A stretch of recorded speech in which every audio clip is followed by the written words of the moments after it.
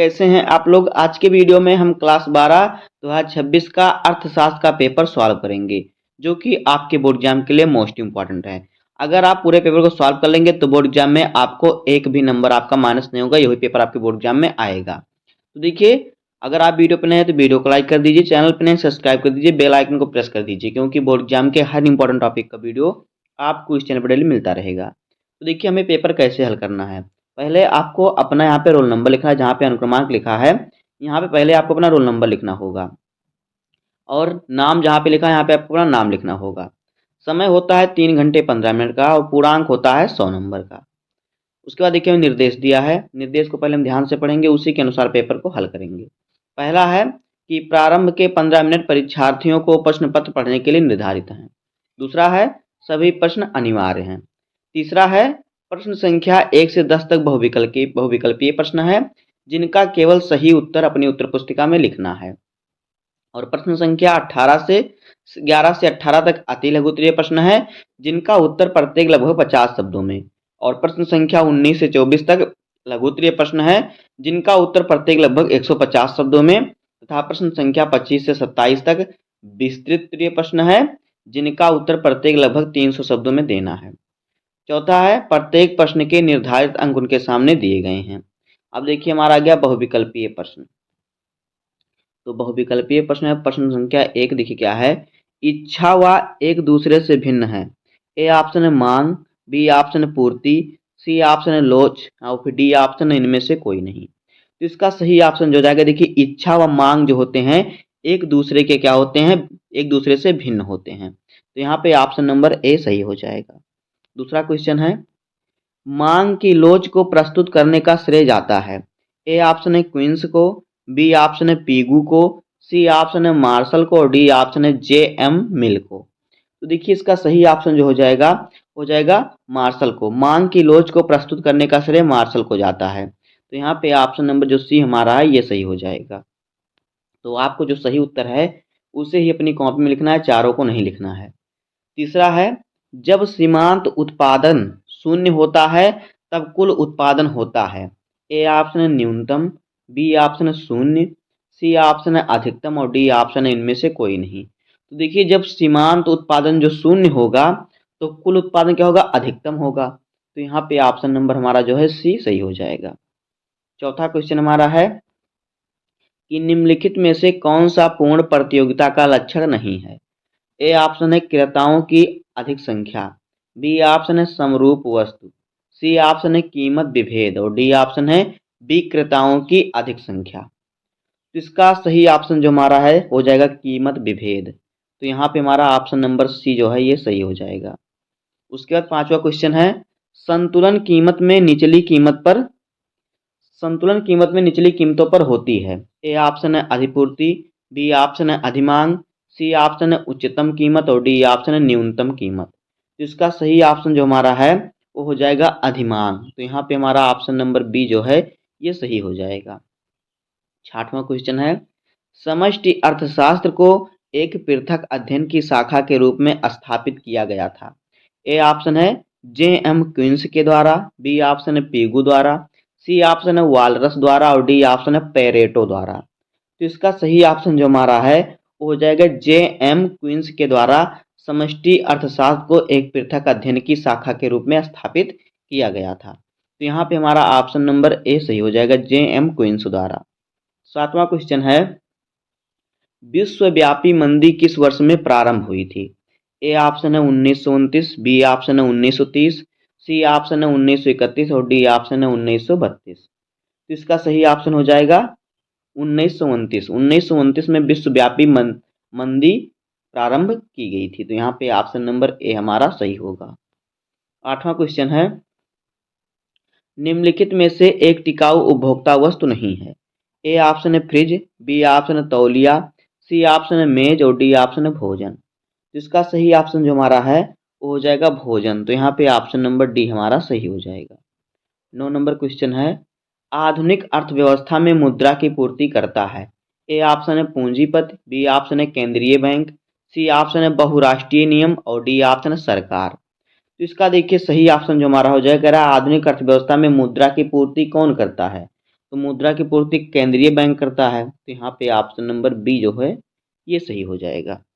उसके बाद देखिए 10 नंबर क्वेश्चन है कि वर्तमान में भारत में कितने राष्ट्रीयकृत बैंक हैं?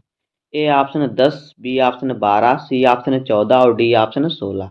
तो वर्तमान समय में यानी इस समय भारत में जो 12 हैं ये राष्ट्रीयकृत बैंक है, 12 राष्ट्रीयकृत बैंक हैं। तो यहाँ पे ऑप्शन बी सही हो जाएगा। तो इस प्रकार से देखिए आपका बहुविकल्पीय प्रश्न होगा और जो उत्तर सही होगा उसे ही आपको अपनी कॉपी में लिखना होगा। तो इस प्रकार से यहाँ पर आपको मिल जाएंगे 10 नंबर, अगर 10 का आप सही लगाएंगे तो देखिए आपको इसका उत्तर कैसे लिखना है। जैसे कि वर्तमान में भारत में कितने राष्ट्रीयकृत बैंक हैं, तो आपको देखिए कॉपी में आपको डालना है इस प्रकार से प्रश्नोत्तर संख्या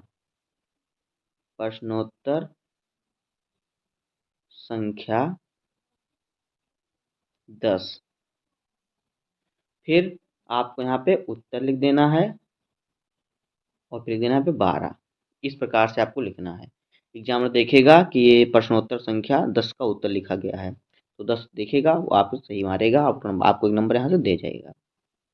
उसके बाद देखिए हमारा आ गया अति लघुत्तरीय प्रश्न। तो यहाँ से देखिए आप कितने प्रश्न आएंगे, यहाँ से आपके 8 प्रश्न आएंगे और 8 प्रश्न आपके 3-3 नंबर के होंगे। तो यहाँ से आपका 24 नंबर जो है वो कन्फर्म हो जाएगा। तो यहाँ पे देखिए 11 नंबर क्वेश्चन है, कह रहा है कि मुद्रा का संचालन वेग क्या है। दूसरा है सकल मूल्य वर्धित और निवल मूल्य वर्धित किसे कहते हैं।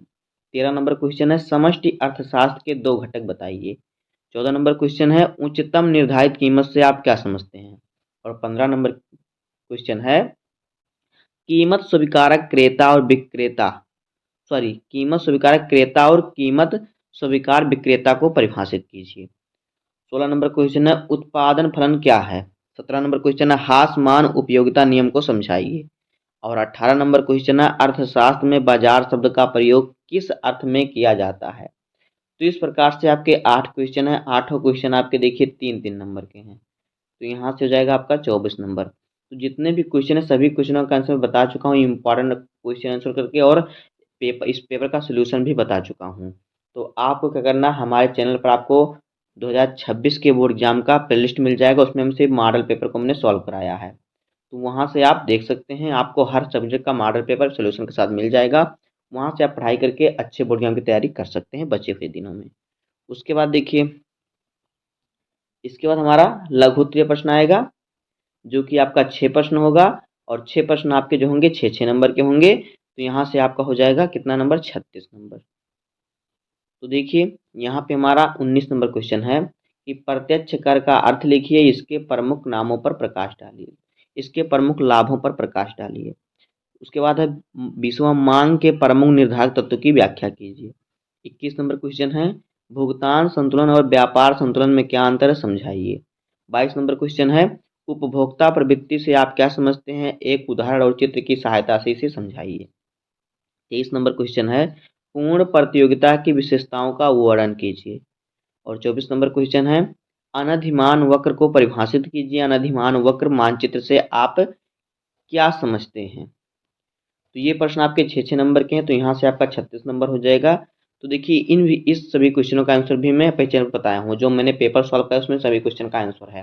तो आपको एक बार फिर से बता रहा हूँ कि आप चैनल पर जाइए, वहाँ पे आपको प्लेलिस्ट में क्लास 12 यूपी बोर्ड एग्जाम के लिए हर सब्जेक्ट का मॉडल पेपर सोल्यूशन के साथ बताया गया है, वहाँ पर आप देख सकते हैं। और इम्पॉर्टेंट टॉपिक का अलग प्लेलिस्ट बना हुआ है और चैप्टर वाइज अलग प्लेलिस्ट बना है, अभ्यास का क्वेश्चन आंसर का अलग प्लेलिस्ट बना है। तो आप वहाँ से जो भी टॉपिक आपको क्लियर नहीं वहाँ से आप पढ़ सकते हैं, आपकी हर जो है दिक्कत क्लियर हो जाएगी। आगे हमारा आएगा विस्तृत उत्तरीय प्रश्न यानी कि दीर्घ उत्तरीय प्रश्न। यहाँ पे हर प्रश्न आपका जो होगा 10 नंबर का होगा, इसका उत्तर आपको लगभग से 300 शब्दों में लिखना है। तो देखिए यहाँ पे हमारा 25 नंबर क्वेश्चन है उत्पादन लागत का अर्थ लिखिए, चित्र की सहायता से औसत लागत तथा सीमांत लागत को समझाइए, अथवा किन्स के पूर्ण रोजगार सिद्धांत को विस्तार से समझाइए। तो यहाँ पर देखिए दोनों में से सिर्फ एक क्वेश्चन का आंसर लिखना है, जहाँ से आपको मिलेगा 10 नंबर। देखिए दीर्घ उत्तरीय में आपको ऑप्शनली प्रश्न रहता है, जैसे कि दोनों में से कोई एक करना रहता है। उसके बाद देखिए अगला क्वेश्चन है पूर्ण प्रतियोगिता से आप क्या समझते हैं, इसकी प्रमुख विशेषताओं पर प्रकाश डालिए, अथवा किसी देश के केंद्रीय बैंक के प्रमुख कार्यों पर प्रकाश डालिए। तो यहाँ पर भी आपको दोनों में से सिर्फ एक क्वेश्चन का आंसर लिखना है, जहाँ से आपको मिलेगा 10 नंबर। 27 नंबर क्वेश्चन है, राष्ट्रीय आय को परिभाषित कीजिए, इसे मापने में कौन कौन सी कठिनाइयाँ आती हैं समझाइए।